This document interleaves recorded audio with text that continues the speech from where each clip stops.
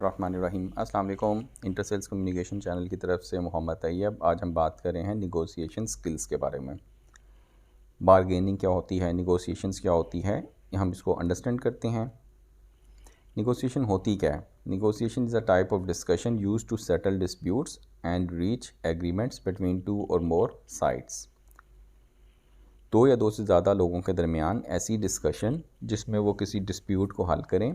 वो अब ये डिस्प्यूट मुख्तलिफ़ तरह का हो सकता है। उसके सोल्यूशन के लिए जो वो बातचीत करेंगे वो निगोशिएशन कहलाएगी। गिव एंड टेक होता है, process resulting in a compromise where each makes a concession for the benefit of everyone involved. आपने अगर किसी को रेडी वाले से कोई आम ख़रीदे, आपने उसने कहा जी 200 रुपये किलो है, आपने कहा नहीं 150 रुपये किलो लगाओ।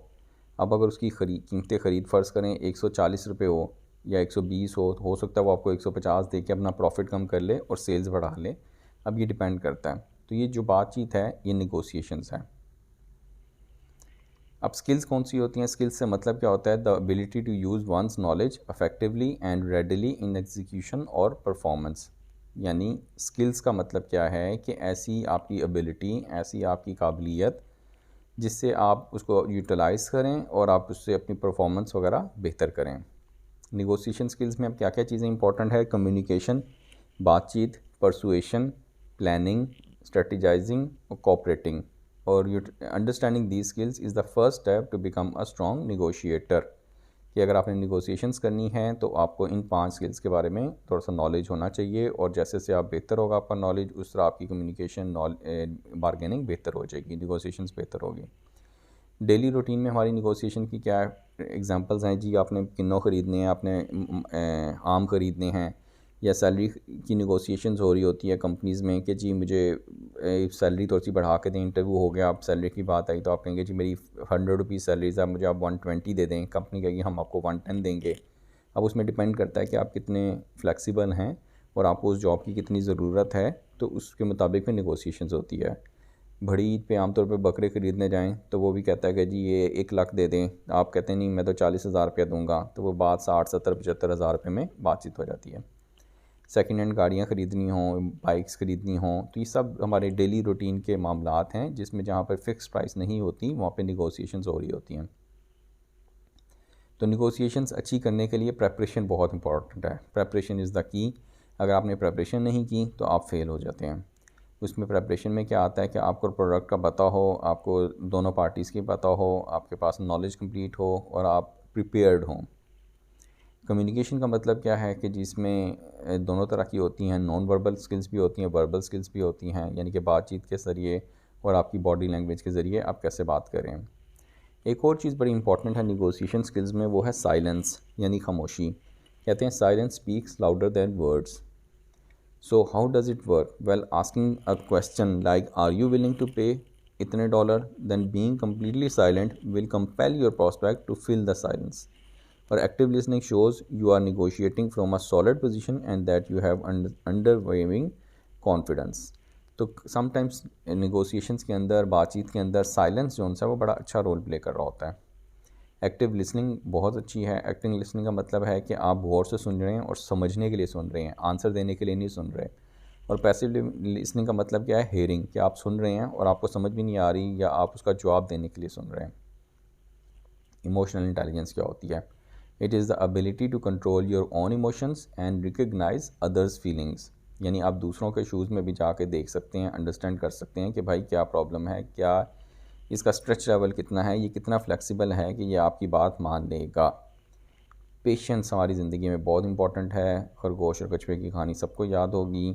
Negotiations can take a long time to complete. ज़रूरी नहीं कि पहली मीटिंग में ही आपकी डील कंप्लीट हो जाए, और इसमें जो पेशेंस है वो बड़ा रोल प्ले करता है। अगर आपके अंदर पेशेंस नहीं है और आपको कोई चीज़ इमीडिएटली चाहिए तो फिर आप अच्छे तरीके से निगोशिएट नहीं कर सकते।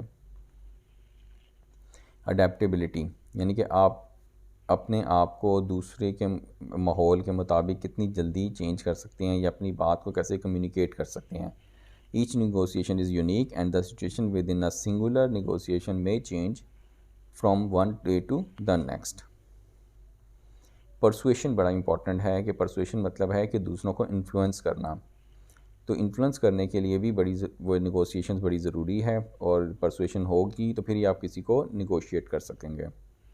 प्लानिंग बड़ी इंपॉर्टेंट है। प्लानिंग जो सी है निगोशिएशंस में, negotiation requires planning to help you determine what you want. यानी आपको ये पता हो कि आपको क्या चाहिए और कितने में चाहिए और क्या मिनिमम प्राइस है जिस पे आपको ये प्रोडक्ट चाहिए। Integrity, ethics is an essential skill for negotiations. Ethics पे कोई कंप्रोमाइज़ नहीं होना चाहिए। इस्लाम भी हमें यही कहता है कि जो अच्छे ताजिर होते हैं, नेक ताजिर हैं, क़यामत वाले दिन उनका जो हशर है वो अंबिया और सिद्दीकीन और शुहदा के साथ होगा। तो उसमें वही ताजिर होंगे जो कि सच बोलते होंगे, जो इंटेग्रिटी पे कंप्रोमाइज़ नहीं करते होंगे। डिसीजन मेकर्स को भी अपने आइडेंटिफाई कर लें। ये ना हो कि आप उस बंदे के साथ निगोशिएशंस कर रहे हैं जिसके पास फाइनल डिसीजन मेकिंग पावर ही नहीं है। और डिसीजन मेकिंग के लिए कहते हैं मैन होना चाहिए। मैन से क्या मतलब है? Money, authority, need.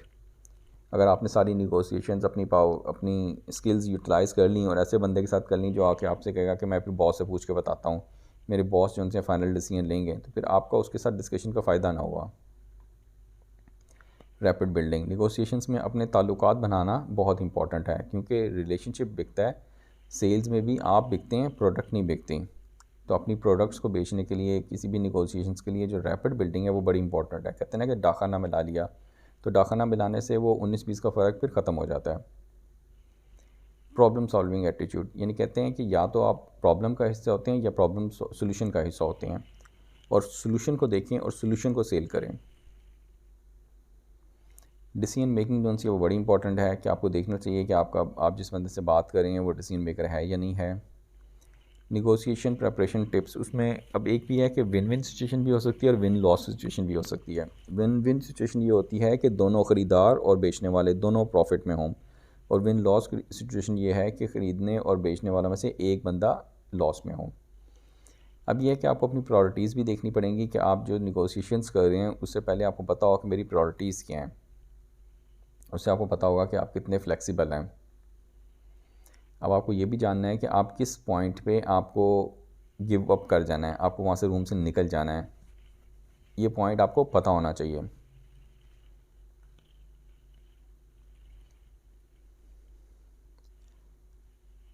अब दोनों को ये पता होगा कि हम निगोशिएशंस में से निकल भी सकते हैं, जा भी सकते हैं। अपने टाइमलाइन को भी डिसाइड करें, अपने टाइमलाइंस को ज़हन में रखें।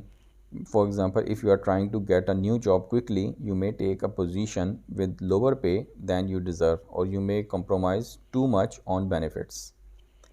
अगर आपको ज़रूरत है बहुत ज़्यादा जॉब की, तो आप उस तरह निगोशिएट नहीं कर पाएंगे जिस तरह आम सिचुएशन में आप कर पाते हैं। या अगर आपकी जॉब है और आप इंटरव्यू दे रहे हैं तो उसमें आपकी निगोशिएशन स्किल्स और होंगी, और अगर आपके पास जॉब नहीं है, आप जॉबलेस हैं, फिर आप जॉब के लिए देखते हैं तो उसमें आपकी निगोशिएशन स्किल्स मुख्तलिफ होंगी।